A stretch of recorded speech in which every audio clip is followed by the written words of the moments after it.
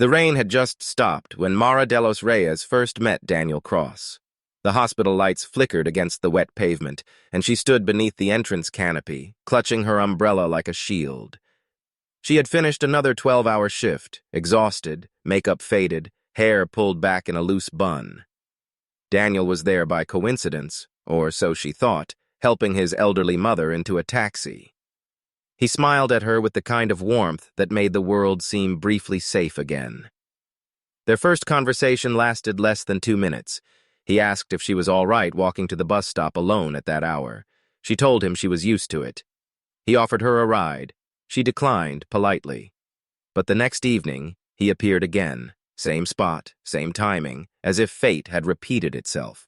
This time, she said yes. From that night on, Daniel became the quiet constant in her life. He was older by nearly 10 years, confident without arrogance, attentive without pressure. He brought her coffee on morning shifts, waited for her after nights. For the first time in years, Mara felt chosen, seen in a way that made her forget the loneliness that followed her from Manila to California. They married after a year. The ceremony was small, intimate, held in a seaside chapel overlooking the Pacific. Daniel looked almost too perfect in his navy suit, eyes steady as he slipped the ring onto her trembling finger. She thought she saw something flicker in his gaze then. A shadow, a memory perhaps, but it vanished before she could name it. Their new life together was simple, almost idyllic. Mornings began with laughter, soft jazz playing while Daniel made pancakes, teasing her for always burning the first one. Their home, a modest 2-bedroom near the bay, smelled of coffee and salt air. Mara filled the walls with photos, her in her scrubs, him at the marina, their smiles caught in endless sunlight. He told herself she'd never been this happy, and yet there were moments, small, delicate cracks in the glass, when she wondered if Daniel was truly what he seemed. He spoke little of his past, dismissing questions with charm. Nothing worth remembering, he'd say, and kiss her until she forgot she'd even asked.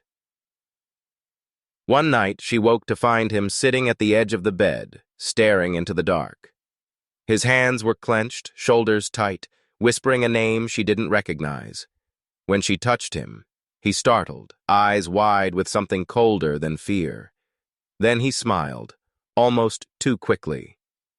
"Just a dream," he murmured, pulling her back down beside him. But his heart beat too fast, and his hand trembled as it brushed her hair. The next morning, he was his usual self again, calm, affectionate, perfectly ordinary. She convinced herself she had imagined the tension, that every marriage had quiet mysteries. Love, she believed, was about trusting the person you wake up beside, even when you don't understand them completely.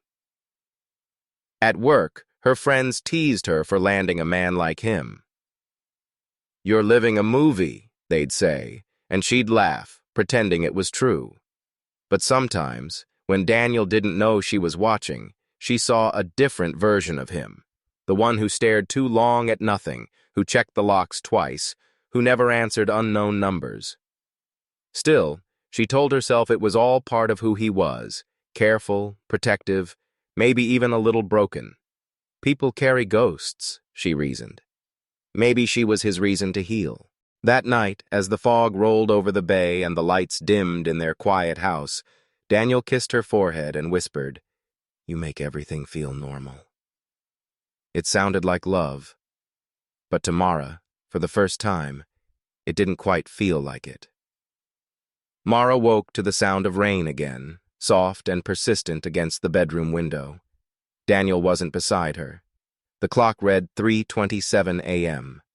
She reached across the sheets, still warm where he'd been lying. From the hallway came the faint scrape of a chair, the slow creak of the floor. She slipped out of bed and found him in the living room, sitting motionless on the couch, elbows on his knees, face buried in his hands. "Daniel?" she whispered. He looked up, startled, eyes red-rimmed and unfocused. "Couldn't sleep," he muttered. "Just thinking." "About what?" He hesitated. Work stuff. But Mara knew it wasn't work. His job at the marina was easy, routine, nothing to lose sleep over. She sat beside him, touched his arm. His skin felt cold, damp with sweat. When she leaned closer, he flinched. "You're shaking," she said softly. "Just tired." He stood abruptly and went to the kitchen, opening cabinets without purpose, running the tap, moving as if the silence itself was pressing against him. Mara followed, watching the way his reflection fractured in the window glass. Two Daniels, neither of them the man she thought she knew. Later, when they returned to bed, his breathing came uneven, restless. Even in sleep, his fingers twitched, gripping invisible air. He murmured names: Claire, Eddie, and once, "Help me." She turned on her side, pretending not to hear, though each word cut like a whisper meant for her alone. Days passed with quiet repetition. Daniel smiled when spoken to, laughed when expected. But the shadows under his eyes deepened, the distance between them widening like a hairline crack spreading across glass. Mara began waking, earlier, just to watch him. Every dawn, he'd already be awake, staring at the horizon through their bedroom window, unmoving, unblinking. She asked him once if he was sick. He smiled too quickly. "I'm fine, babe, just can't sleep when I've got you on my mind." It was meant to be charming, but his voice trembled at the end, the lie too soft to hide. Mara tried to distract herself with work, yet she carried his sleeplessness with her like a second pulse. She started noticing things, the way he locked the doors twice before leaving, how he scanned crowds when they went out, how he avoided cameras or mirrors longer than a glance. She joked about his paranoia, but he didn't laugh. That night, she found him sitting on the porch steps in the dark, cigarette glowing between his fingers, though he never smoked before. "Did you pick that up again?" she asked. He exhaled, smoke curling around his face like fog. "Sometimes it helps me remember who I am," he said quietly. The words lingered.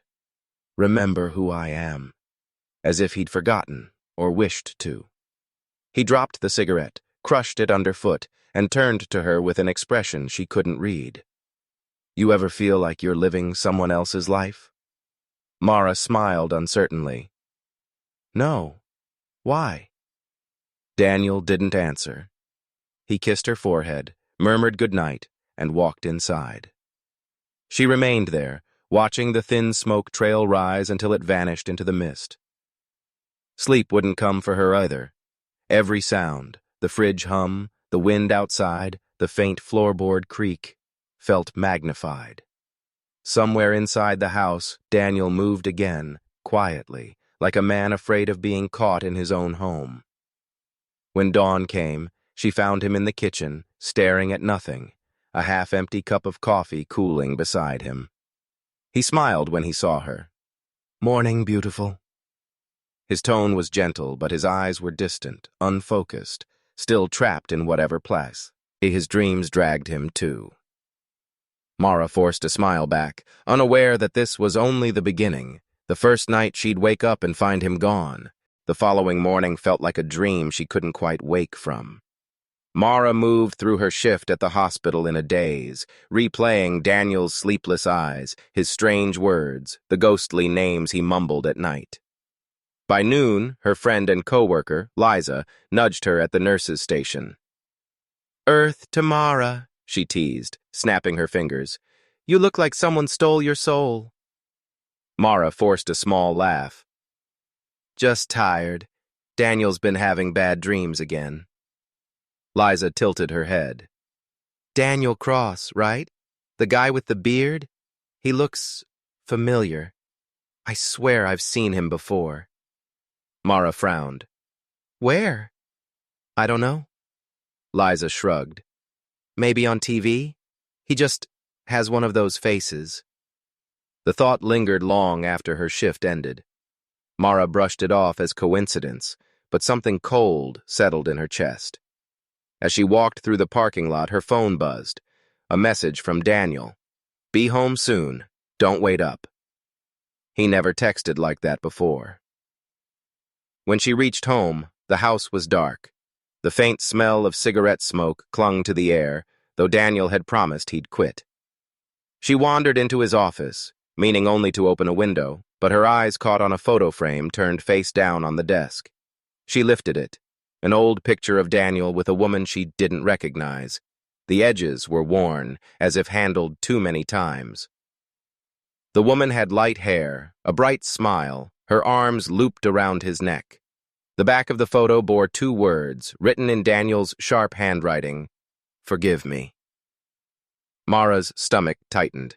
She slipped the photo back, placed it exactly where it was, and left the room quietly. That night, when Daniel came home, he was distant, distracted. "Rough day?" she asked gently. He nodded without meeting her eyes. "Yeah, just work." She studied him in silence. His knuckles were raw, faintly bruised. She reached for his hand, but he pulled away to grab a drink instead. The tension was almost invisible, but it wrapped around them like smoke. Later, while he showered, she sat on the bed scrolling through her phone, half-heartedly checking social media. On a whim, she searched his full name, Daniel Cross, California, but the results were ordinary. She was about to close the tab when a related suggestion appeared beneath. Daniel Ross, manslaughter case 2013. Her pulse quickened. The photo in the thumbnail was blurred, the article old, but the resemblance was undeniable. The same eyes, the same sharp jawline, different last name. She clicked the link, but the page had been removed. A chill ran down her spine. She locked her phone and stared toward the bathroom door where water still ran. The sound was steady, rhythmic, like a countdown. That night, she pretended to sleep as Daniel climbed into bed beside her, his arm draped over her waist, his breath warm against her neck. But she lay awake, staring at the wall, wondering who he really was. When morning came, Daniel was gone again. No note, no message. Just a faint smell of smoke and a half-empty cup of coffee cooling on the counter. Mara told herself not to panic, that he probably went to the marina early. But when she opened his laptop to send him a message, the screen flashed a locked folder titled Archive. She clicked it out of curiosity, but it asked for a password. For the first time since she met him, she felt afraid inside her own home. That evening, as fog rolled in from the bay, she heard the faint hum of Daniel's car pulling into the driveway. She closed the laptop quickly and stood by the window, heart pounding. He walked in, smiling, carrying dinner like nothing had changed. "Missed me?" he said, setting the bags down. She smiled back, forcing her voice steady. "Of course." But inside, one thought echoed louder than the rain outside. Whatever he was hiding, she was getting close to finding it. The next few days passed in uneasy silence. Mara and Daniel moved around each other carefully, their words polite, their smiles rehearsed.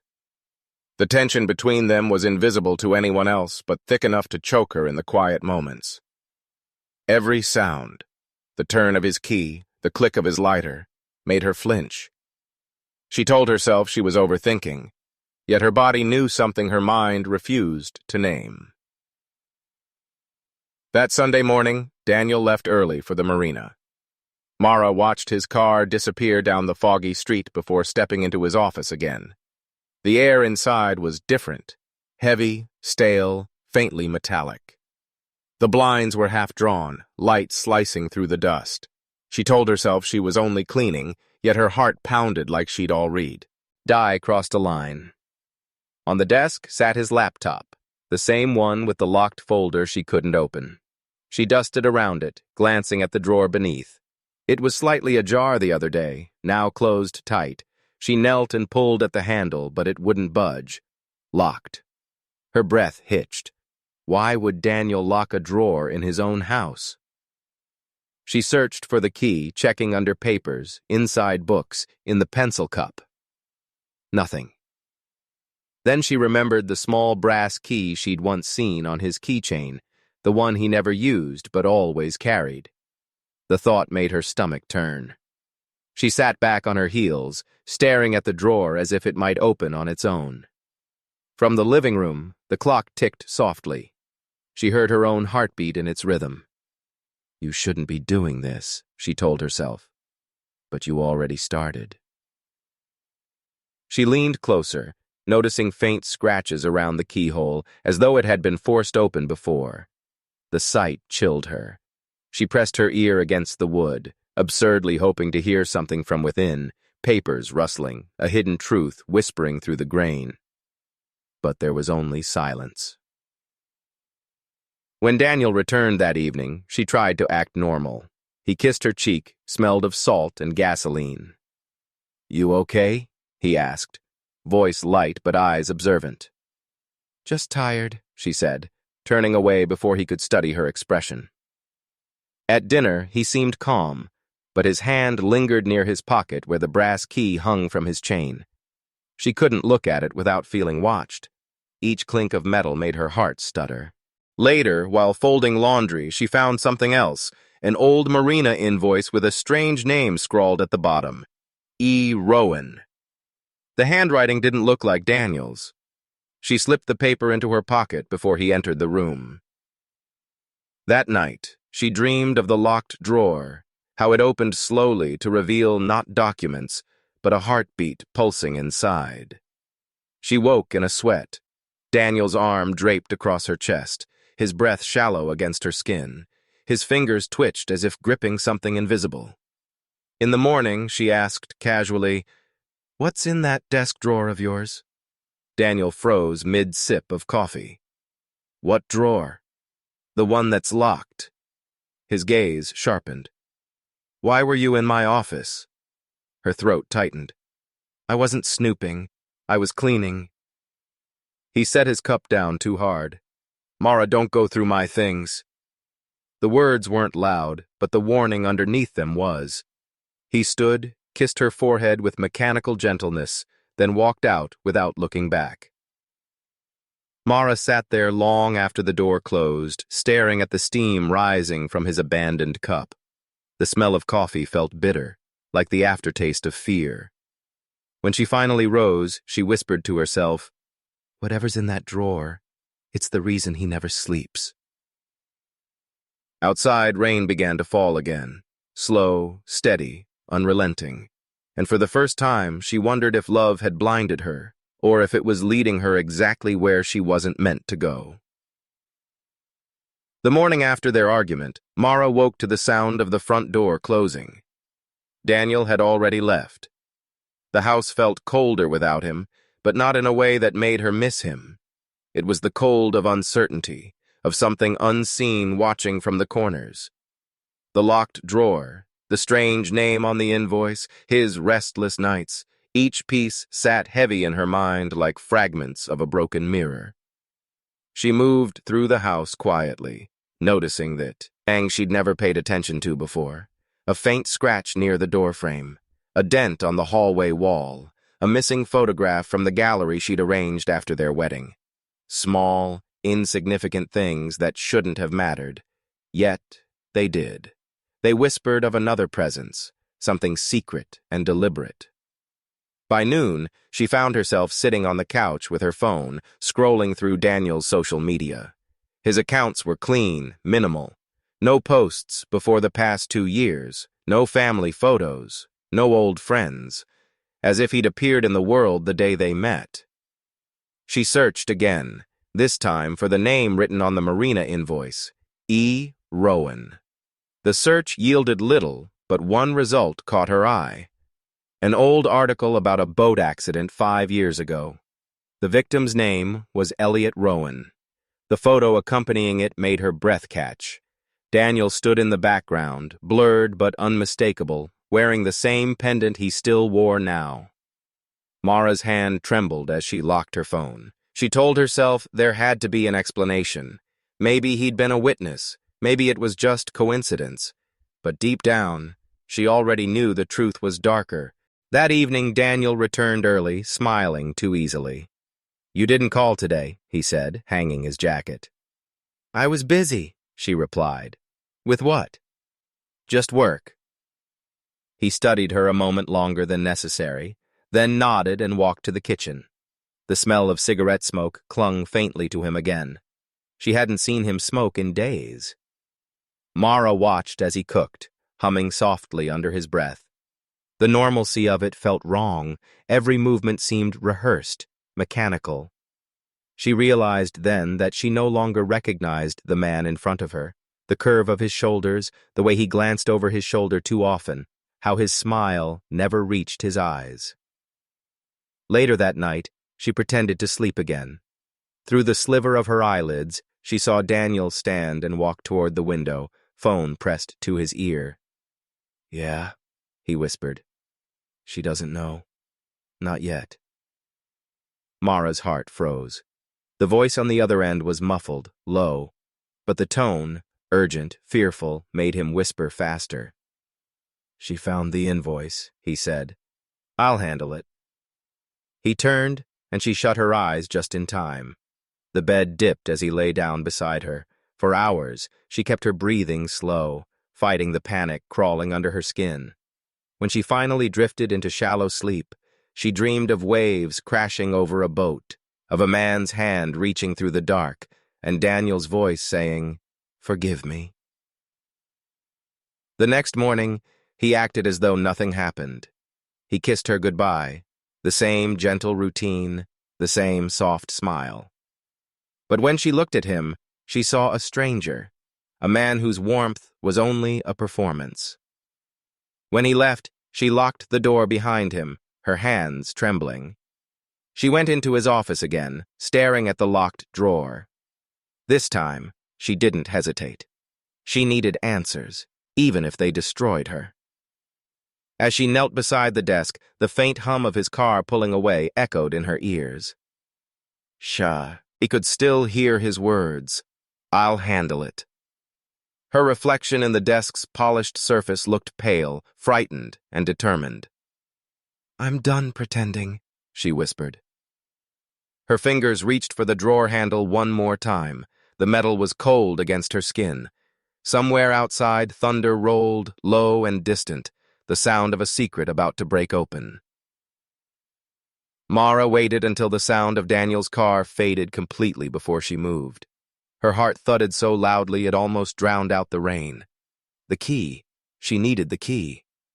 She searched everywhere again. Drawers, coat pockets, even behind the framed photo of them on their wedding day. Nothing. Then she remembered the small wooden box in his closet, the one he guarded like it contained gold. Her hands shook as she pulled it down. Inside were cufflinks, old receipts, and finally the brass key. For a second she hesitated, the weight of betrayal heavy in her chest. But curiosity was stronger than fear. She went to his office, knelt before the locked drawer, and slid the key in. It turned with a quiet click that felt far too loud. Inside was a single file folder labeled Prison File, Rowan, E. Her breath caught. She opened it slowly, scanning the papers filled with official stamps, mugshots, and handwritten notes. Elliot Rowan, arrested for fraud, released after serving 2 years. A statement attached read, "Released under the supervision of Daniel Holt." Her blood ran cold. Daniel wasn't just connected to Rowan. He'd been his supervisor, possibly his parole officer. But why hide it? She flipped another page and froze. A photograph showed Daniel and Rowan together on a boat, smiling like old friends. The caption read, "Marina Partnership, 2020. Another sheet detailed an accident report, the same one she'd seen online. But here, the cause wasn't marked as accidental. Someone had scribbled in the margin, "Intentional sabotage. 1 survivor." Mara sank into the chair, her fingers trembling over the page. 1 survivor. Daniel. She looked again at the last document. It was a signed confession draft, unfinished, but clearly written in Daniel's hand. The first line read, "It wasn't supposed to happen like that. He wasn't supposed to die." A floorboard creaked behind her. She froze. "Mara?" Daniel's voice came from the hallway. Too early.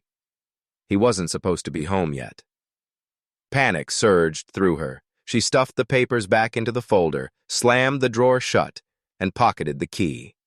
The doorknob turned. He stepped in, rain dripping from his coat. His eyes darted to the desk, then to her.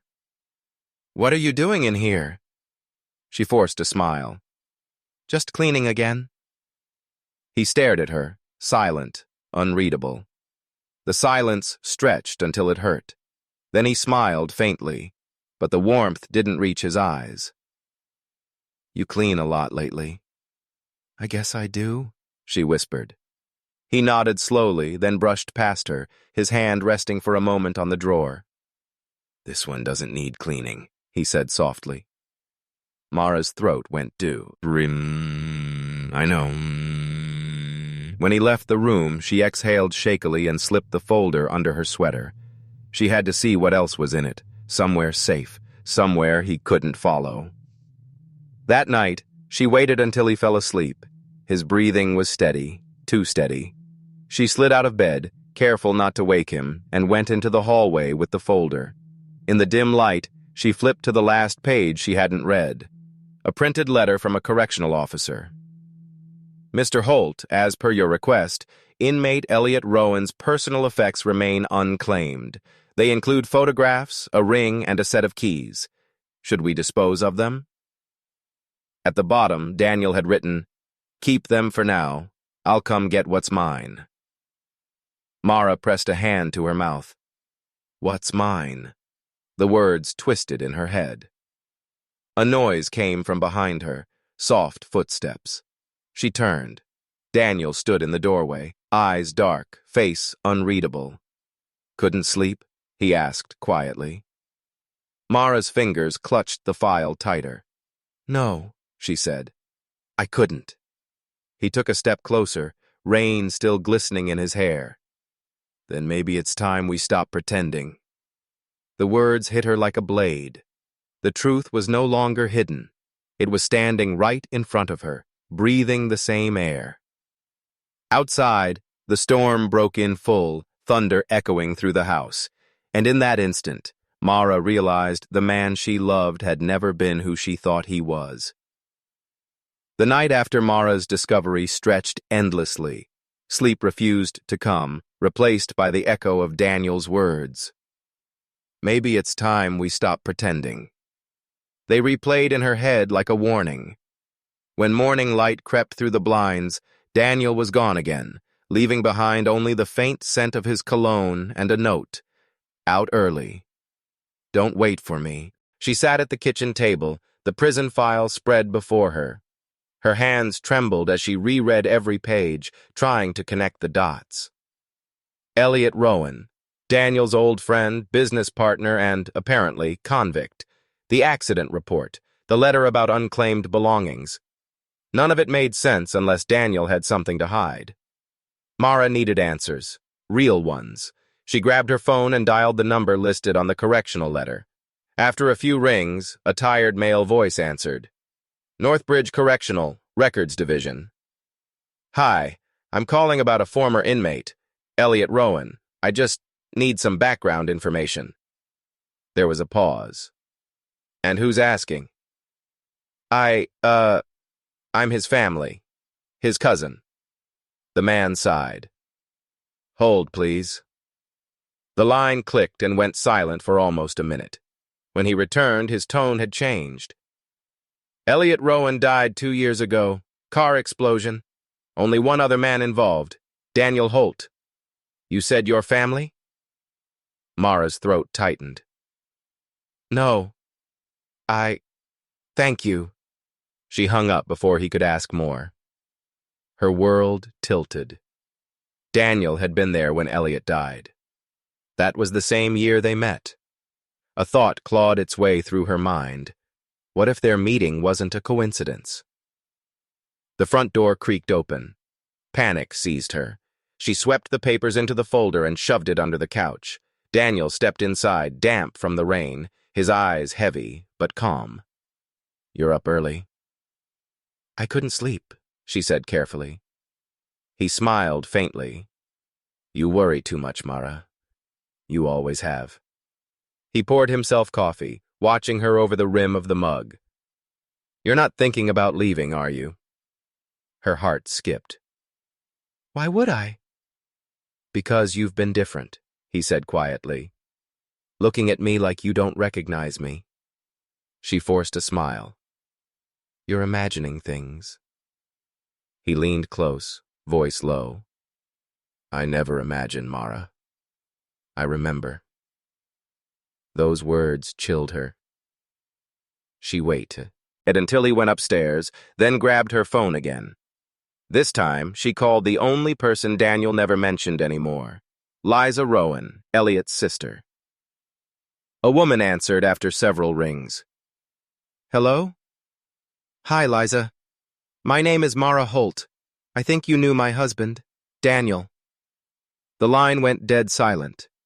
Then Liza said, "So he finally married someone."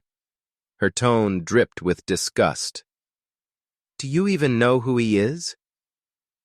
Mara's pulse quickened. "I'm starting to wonder." "He ruined my brother," Liza said flatly. "They ran a construction scam together, used fake contracts, stole money. When they got caught, Daniel cut a deal. My brother took the fall. He thought Daniel would help him after prison. Instead, he ended up dead." Mara's breath hitched. "How did you know it was Daniel?" "Because the explosion wasn't an accident. The police just couldn't prove it." The call disconnected suddenly. Mara stared at the screen, trembling. Everything, every perfect moment, every tender word, was built on a lie. Footsteps echoed behind her. Daniel again, standing at the base of the stairs. "Who were you talking to?" "I have to," she whispered. "You can't keep doing this." In 2 strides, he was inches away. "And what happens when you tell them? You think they'll believe you? The grieving wife? Unstable, paranoid? I've built everything on control, Mara. I don't lose." For the first time, she saw the man behind the mask. Not charming, not loving, but cold and deliberate. "Then you've already lost," she said quietly. Daniel's jaw tightened. His voice dropped to a whisper. "Careful what you do next." He turned and walked out, leaving her shaking. The door slammed, echoing through the empty house. Mara sank to the floor, gathering the scattered papers. One slipped from under the table, a faded photo of Elliot and Daniel, with a third man between them. The back had a single word written in ink. Witness. Her pulse quickened. Someone else knew the truth. And if Daniel was trying to bury his past, that man might already be next. Mara didn't sleep that night. She sat on the bedroom floor surrounded by papers, her mind racing. The photo with the word witness burned in her hand like a live coal. Somewhere out there was a man who knew what really happened between Daniel and Elliot. He might be her only chance, but finding him meant risking everything. At dawn, she packed a small bag, cash, documents, the prison file, and hid it under the loose floorboard in the closet. If Daniel suspected she was planning to leave, she wouldn't make it out alive. Every move had to look ordinary. When Daniel came down for breakfast, his demeanor had changed. He was calm again, almost tender, as if their confrontation had been a bad dream. "I was thinking," he said, pouring coffee. "We should take a weekend trip. Somewhere quiet." Her stomach clenched. "A trip?" He smiled. "Fresh air might help us both." She nodded, pretending to agree, but inside she was screaming. A secluded trip with a man who'd buried his Seul? It was a death sentence. As soon as he left for work, Mara acted. She searched his office for the name in the photo. On the back of one document, she found it scribbled faintly in pencil. Thomas Reed. Beneath it, a phone number. Her pulse pounded as she dialed. "Hello?" A gravelly voice answered. "Mr. Reed?" A long pause. "Who's asking?" "My name is Mara Holt. I'm Daniel Holt's wife." The silence that followed was thick with dread. "You shouldn't be calling me," he said finally. "If Daniel knows—" "He already knows too much," she whispered. "Please, I need to understand what happened to Elliot Rowan." A shaky exhale came through the line. "You're not safe, Mrs. Holt. He killed Elliot because Elliot found out about the money. Daniel laundered everything through the marina business. I helped him once. That's why I disappeared." Mara's hand tightened around the phone. "Can you help me?" There was a beat of hesitation, then, "There's a safe deposit box in Bayview Bank. Box 312. Inside is the proof. Get it before he does." The line went dead. Mara's heart raced. A plan began to take shape. She'd retrieve the evidence, go to the police, and vanish before Daniel could react. But time was her enemy. That evening, Daniel returned earlier than usual. "You've been busy," he said, glancing at the packed groceries by the counter. "Planning something?" "Just restocking," she replied, forcing a smile. He stepped closer, eyes narrowing. "You're nervous." "I'm fine." He brushed a strand of hair from her face, his touch too gentle, too controlled. "I love you, Mara," he murmured. "Don't ever forget that." Her throat tightened. "I won't." After he went upstairs, she retrieved the hidden bag. Her escape would have to happen before morning. She'd wait until he slept, take his car, and drive straight to Bayview. Hours passed like centuries. When Daniel's breathing finally slowed, she slipped out of bed, grabbed the bag, and tiptoed toward the door. Each step felt like walking on glass. She reached the front hall, freedom only feet away, when her phone buzzed violently in her pocket. A single message glowed on the screen. "He's watching. Don't trust the mirrors." She froze. Slowly, her eyes drifted to the mirror across the hall. Behind her reflection, in the dark corner of the living room, she saw it. A small red light blinking faintly. A camera. Her blood ran cold. Daniel wasn't asleep. He'd been watching her the whole time. The sound of footsteps thundered from upstairs. "Mara?" His voice was calm, too calm. "Going somewhere?" She bolted for the door, but the locks clicked before she reached it, remote-controlled. She turned, trapped, heart hammering. Daniel appeared at the top of the stairs, holding her phone. "You've been busy," he said softly, "but it's over now." She backed against the wall, desperate. "You can't hide it forever, Daniel. Someone knows." His expression darkened. "Then I'll bury them too."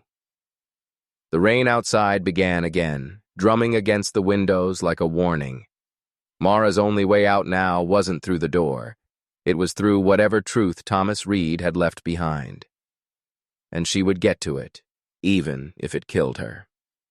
Rain lashed against the glass as Mara crouched in the dark, listening to Daniel's footsteps above her. Every creak in the ceiling was a countdown. She'd locked herself in the basement, the only room without cameras. Her bag lay open beside her, the prison file and photos scattered on the floor. Somewhere out there, the truth waited for her, but time was running out. Her phone buzz, Zed again. A new message appeared from the same unknown number. "If you're alive, meet me. Bayview Bank, midnight. Bring the file. Thomas Reed." Mara checked the clock.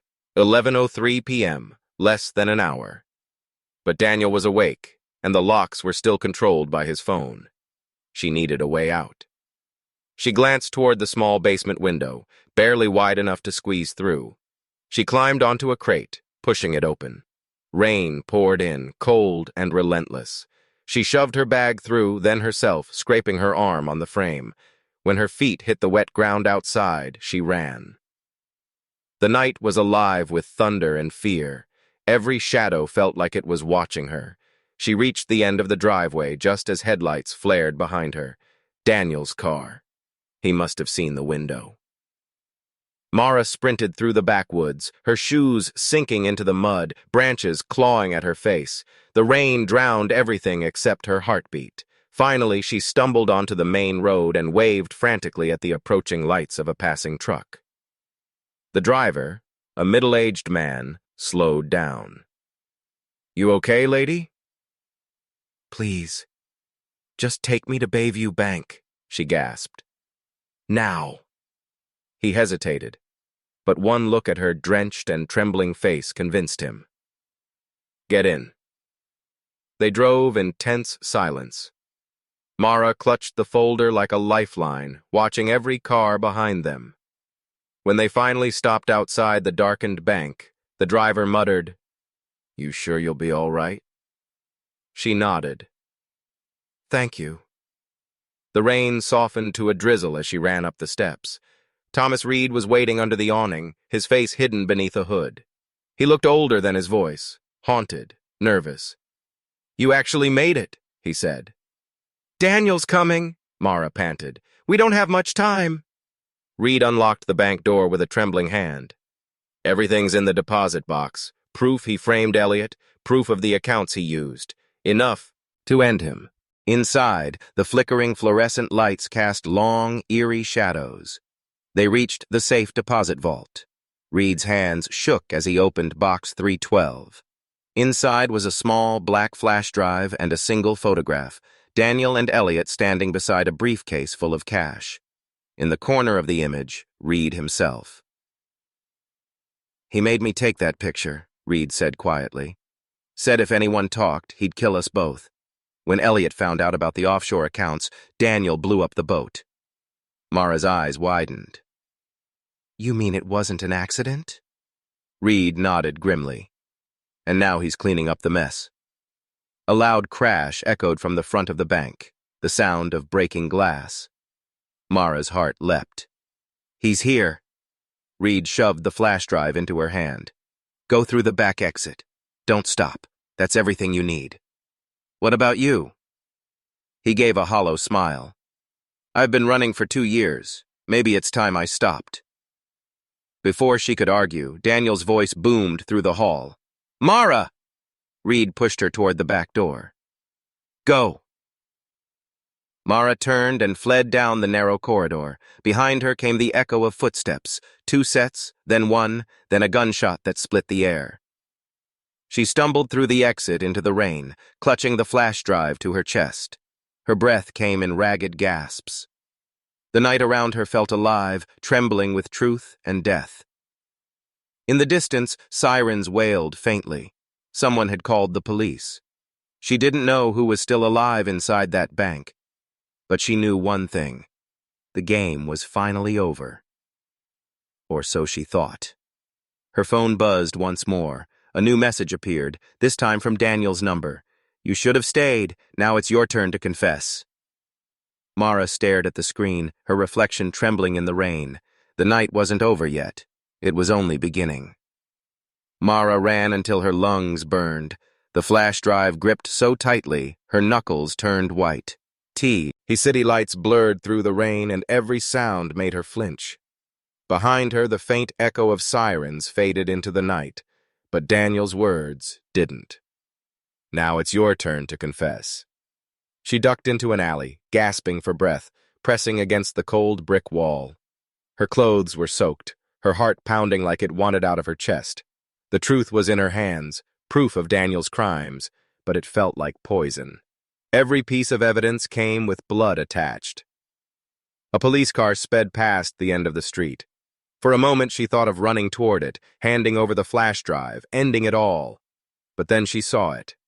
Daniel's car turning the corner, headlights sweeping across the wet pavement, slow and deliberate. He was hunting her.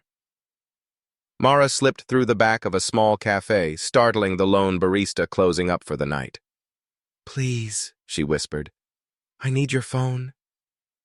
The woman hesitated, but the terror in Mara's eyes said enough. She handed it over. Mara dialed Liza Rowan. The call rang twice before a broken voice answered. "Mara?" "He's here," Mara breathed. "I have proof. I need to meet you. Somewhere safe." "Not over the phone," Liza said sharply. "He has people watching. Go to Pier 14. There's an old storage shed near the dock. I'll find you there." The line went dead. Mara returned the phone with trembling hands and slipped out the back door. The rain had softened to a mist, but her fear hadn't. Every corner felt like an ambush. Every reflection in the puddles looked like him. By the time she reached the pier, the clock on the harbor tower struck 1. The sea was black and endless, waves slapping against the wood like a warning.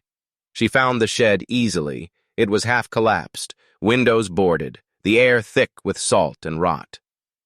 Inside, she crouched behind a crate, waiting. Her fingers brushed the flash drive in her pocket again and again, reassuring herself it was still there. She could hear the distant hum of a boat engine approaching, faint but growing louder. Then came footsteps on the pier, slow, measured, unmistakable. "Liza?" she whispered. The door creaked open, light spilling across the floor. But it wasn't Liza. Daniel stepped inside, rain dripping from his hair, his eyes hollow. "You've cost me everything," he said softly. "The business, my name, my freedom. All because you couldn't leave the past alone." Mara backed away. "You killed them, Daniel. You killed Elliot. And Reed." "He made a choice," Daniel snapped. "They all did. You think truth comes without cost?" He reached into his coat pocket. Mara's breath caught. "Don't," she whispered. "I warned you," he said, stepping closer. "You dig long enough and you find graves." Her hand darted into her pocket. She pulled out the flash drive and held it up. "You want it? Come take it." For a second, he froze, his expression unreadable. Then, without warning, he lunged. The struggle was violent and desperate, both slipping on the wet floorboards. The flash drive flew from her hand, skidding across the room and disappearing between the planks with a tiny splash into the dark water below. Daniel stared, breathing hard. "There goes your evidence." Mara wiped blood from her lip, defeated. "And there goes your insurance." They stood inches apart, the storm roaring outside, the truth between them drowned and gone. "You'll never outrun me," he said quietly. "I don't need to," she whispered. "You're already running from yourself." His eyes flickered, something human, something broken, then vanished. He turned and left the shed without another word, disappearing into the rain. Mara collapsed to her knees, shaking. The flash drive was gone, Reed was dead, and the truth, her only weapon, was now buried in the sea. The cost of knowing wasn't freedom, it was survival. As dawn began to bleed across the horizon, a single light flickered in the distance. A car parked near the end of the pier. Inside, a figure watched her through the windshield. And for the first time, Mara realized Daniel wasn't the only one she had to fear. The sun rose pale and uncertain over the harbor, turning the water to dull silver. Mara sat on the edge of the pier, shivering beneath her soaked jacket, eyes fixed on the rippling surface where the flash drive had vanished. The evidence was gone. Every secret, every proof of Daniel's crimes, swallowed by the sea. But the silence that followed wasn't peace. It was the sound of unfinished business. Behind her, the faint crunch of gravel broke the stillness. She turned quickly, heart hammering. A dark sedan idled near the end of the pier. Its headlights flickered once, then shut off. The figure inside didn't move. Mara stood slowly. "Daniel?" she called out, though she already knew it wasn't him. The driver's door opened. A tall man stepped out, wearing a gray coat and gloves. He moved with the confidence of someone who knew far too much. "You're harder to find than I expected," he said. His voice was calm, steady. "Who are you?" she demanded. He smiled faintly. "Someone who's been following the same trail. My name's Carter, Detective Michael Carter. I worked the Rowan explosion 10 years ago." Mara's stomach twisted. That case was closed. "On paper," he said, "but I never believed the story Daniel fed us. Elliot Rowan wasn't a saint, but he didn't deserve what happened. When you started asking questions, your name showed up in my reports again. I figured it was time to see what you found." She let out a bitter laugh. "Everything's gone. The drive, proof. It's all in the water." Carter studied her carefully. "Not everything sinks, Mara. The truth has a habit of floating back." She didn't know whether to trust him. Everyone who had tried to help her so far had paid a price. "Daniel knows I'm alive," she said quietly. "He won't stop." Carter's expression hardened. "He's already being watched. After Reed's death, the Bureau opened a quiet inquiry. Your husband isn't as untouchable as he thinks." Her breath caught. "You mean there's still a case?" Carter nodded. "We just never had enough to reopen it fully. But now, your testimony, your statements, whatever you remember, it might be the push we need, if you're willing." Mara hesitated, staring out at the gray horizon. She had lost so much: safety, love, trust. The idea of stepping back into that nightmare felt unbearable, and yet, for the first time, she wasn't alone in it. She nodded slowly. "I'll talk, but I want protection. If he finds me again—" "He won't," Carter interrupted, his voice firm. "We'll move you somewhere safe. Start from the beginning. Every name, every message, every place he made you go. I'll take it all to the task force." Mara exhaled, almost a sob. "And what if it's not enough?" He looked at her for a long moment. "Then we keep digging. Until the file closes for the right reason." Carter turned back toward his car, motioning for her to follow. She hesitated at the edge of the pier, glancing once more at the black water below. Somewhere down there, the truth waited, silent, patient. She whispered, "You didn't win, Daniel," then walked toward the car. Inside, the heater blasted warm air as they drove away from the docks. The city faded in the rearview mirror, the past blurring into distance. Carter made a call, his tone clipped and professional. "This is Carter. I found her. Yes, she's ready to talk.